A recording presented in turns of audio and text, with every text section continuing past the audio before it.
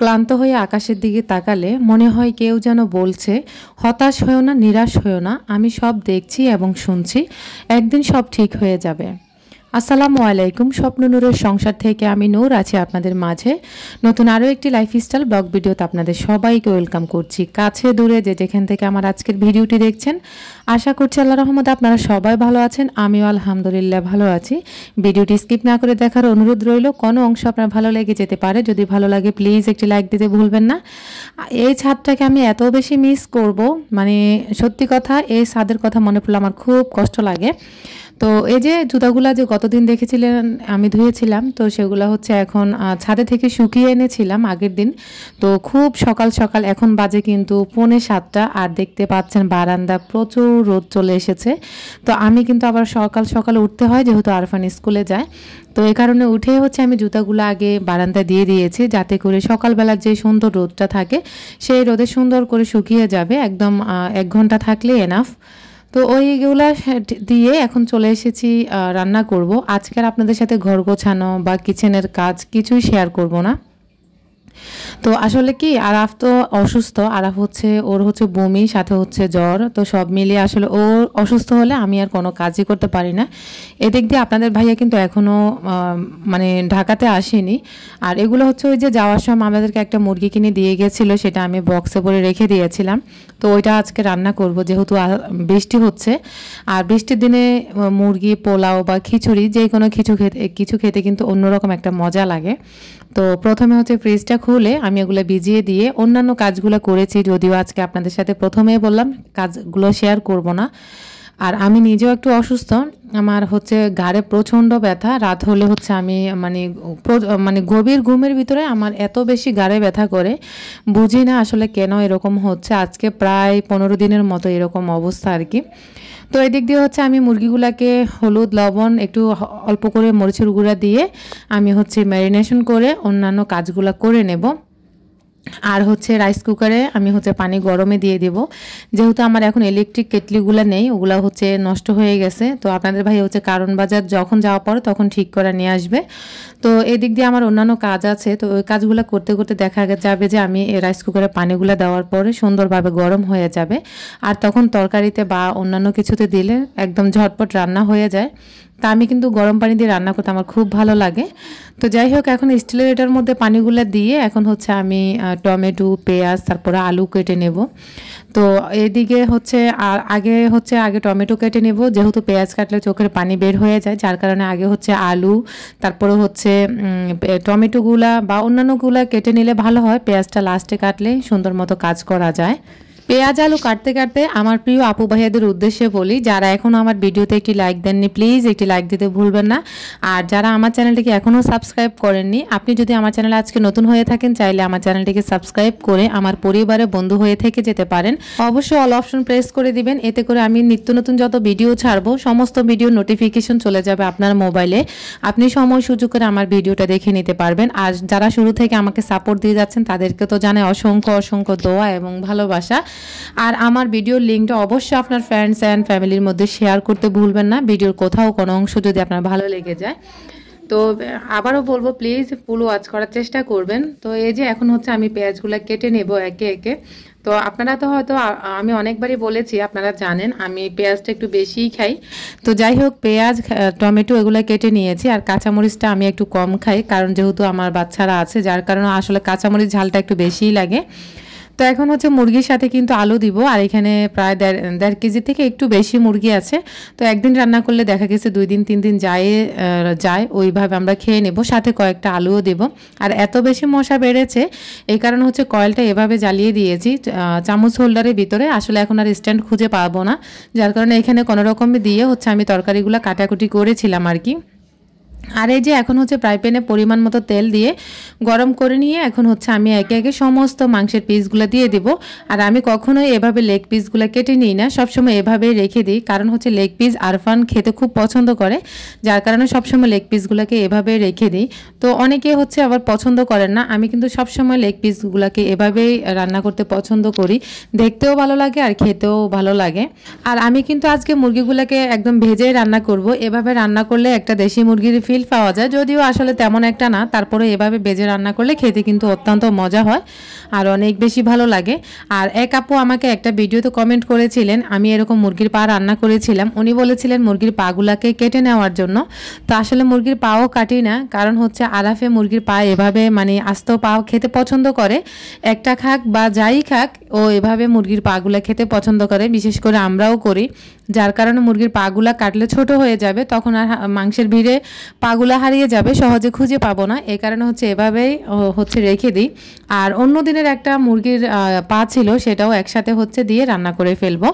আর এখানে হচ্ছে পরিমাণ মতো তেল দিয়ে, পরিমাণ মতো পেঁয়াজ দিয়ে, এরপরে হচ্ছে আদা রসুন বাটা, হলুদের গুঁড়া, মরিচের গুঁড়া, তারপরে হচ্ছে রাঁধুনি রেডিমিক্স মশলার গুঁড়া, এরপরে হচ্ছে যত রকমের গরম মশলা আছে, আস্ত গরম মশলা 2-4টা করে সবগুলা থেকে দিয়ে দিয়েছি।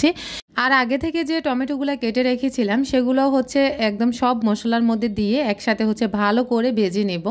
যে কোনো তরকারির মশলাগুলো যত বেশি কষানো হয় বা ভাজা হয় ততটাই তরকারির স্বাদ দ্বিগুণ বেড়ে যায়।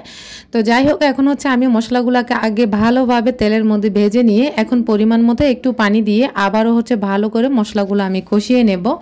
তো কষাতে কষাতে আমার কিছু আপুদের উদ্দেশ্যে বলি, আজকে আপুরা একদম আপনাদের কাছে আন্তরিকভাবে দুঃখিত, কারণ গতকাল রাতে থেকে আমার বাসায় ওয়াইফাই সমস্যা, যার কারণে হচ্ছে আমি আপনাদের কমেন্টগুলো লিখতেও পারিনি, প্লাস হচ্ছে এখন বলতেও পারছি না। আমি একদম আপনাদের কাছে আন্তরিকভাবে দুঃখিত, কারণ হচ্ছে আজকে হচ্ছে দুপুর 1টার পরে আমার বাসায় ওয়াইফাই আসছে।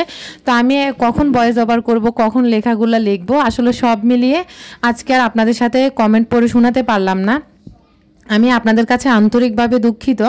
তো যাই হোক, এখন আপনাদেরকে একটা খবর বলি, সেটা হচ্ছে আমি হচ্ছে আমার বাসাটা ছেড়ে দিয়েছি অলরেডি। বাসাটা ছেড়ে দিয়ে এখন আমার কাছে খুব খারাপ লাগতেছে। খারাপ বলতে আসলে বাসাটা আমাকে ছাড়তেই হবে, আজ না হয় কাল, একদিন একদিন আমাকে এই বাসা ছেড়ে যেতেই হবে।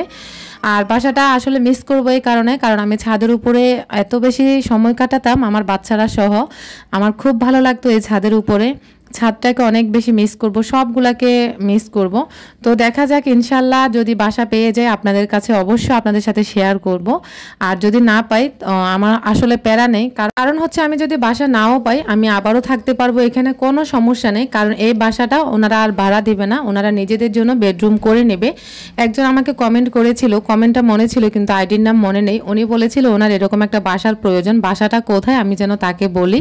আসলে বলেও লাভ নেই, কারণ ওনারা বাসাটা আর ভাড়া দিবে না, ওনারা নিজেদের জন্য বাসাটা সুন্দর করে নেবে আমরা যাওয়ার পরে আর কি। তো এই কারণে আসলে আমি প্যারা নিচ্ছি না, কারণ ইনশাল্লাহ আমি খুব শীঘ্রই এই মাসে যাওয়ার চেষ্টা করব। আর এই মাসে আমি বাসা খুঁজে বের করব ইনশাল্লাহ, আপনাদের সাথে আমি শেয়ার করব এবং আপডেট জানাবো আমি কি বাসা পেয়েছি নাকি আদৌ পাইনি। তো যাই হোক, রান্না বান্নার পাশাপাশি হচ্ছে যে জুতাগুলো দেখেছেন ওগুলো শুকিয়ে গেছে, তো ওগুলো হচ্ছে আমি এখন একটা শপিং ব্যাগে ভরে রাখবো। যেহেতু আসলে আমার কোনো শু র্যাক নেই, তো আমি জুতাগুলোকে এভাবে ওয়াশ করে সুন্দর করে শুকিয়ে নিয়ে হচ্ছে এখন আমি এভাবে বড় একটা শপিং ব্যাগে ভরে নেব। এখানে যেহেতু আরফানের জুতা, আমাদের দুজনের জুতা আছে, তো সব মিলিয়ে আসলে জুতাগুলো একটু বড় সাইজেরও, এ কারণে ব্যাগটাও একটু বড় সাইজেরই নিয়েছি। আর এই যে আমার এই জুতাগুলোও কিন্তু আগে ধুয়ে রেখে দিয়েছিলাম, তো এগুলা সহ একসাথে এভাবে রেখে দিয়ে হচ্ছে আমি আলমারিতে ভরে নেব। আর আরাফেরগুলা কিন্তু আরাফ আমাদের সাথে রাখতে চাচ্ছে না, ওর ব্যাগ আলাদা আছে। ও এই ব্যাগটাকে ঈদের সময় যে ওর জন্য কেনাকাটা করেছিলাম এই ব্যাগটাই এনেছিলাম আর কি, তো ও এটাতে সবসময় ওর জিনিসপত্র রাখতে পছন্দ করে, তো আমাকে নিয়ে দিয়েছিল এটার মধ্যে যেন ওর জুতাগুলো রাখা হয়। তো আচ্ছা, যেহেতু ও বলেছিল, যার কারণে হচ্ছে ওর জুতাগুলো ওর ছোট্ট একটা ব্যাগের ভিতরে ভরে আমরা আবারও হচ্ছে এই শপিং ব্যাগের উপরে রেখে দেব। মনের ভিতরে কত স্বপ্ন আছে, আসলে সব স্বপ্ন তো আল্লাহ পাক এক জন্মে পূর্ণ করবে না। তো যাই হোক, যেগুলা দিয়ে আমি চলছি আলহামদুলিল্লাহ। আমার অনেক আপুরা বলে আমি সাধারণ জিনিসকে অসাধারণ করে তুলি, আসলে কতটুকু করে তুলি জানি না, তবে আমার প্রিয় আপুদের কাছে ভালো লাগে আমার এই সাধারণ লাইফ স্টাইলটা।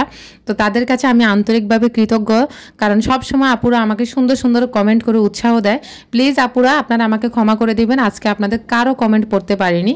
তো হচ্ছে আরাফ আজ আজকে কয়েকদিন বলছে পোলাও খাবে, আর যেহেতু বৃষ্টি হচ্ছে, রোজার ঈদের পরে যে ও অসুস্থ হয়েছিল তখন হচ্ছে জাউ রান্না করার জন্য ওর জন্য হাফ কেজি চাল এনেছিলাম।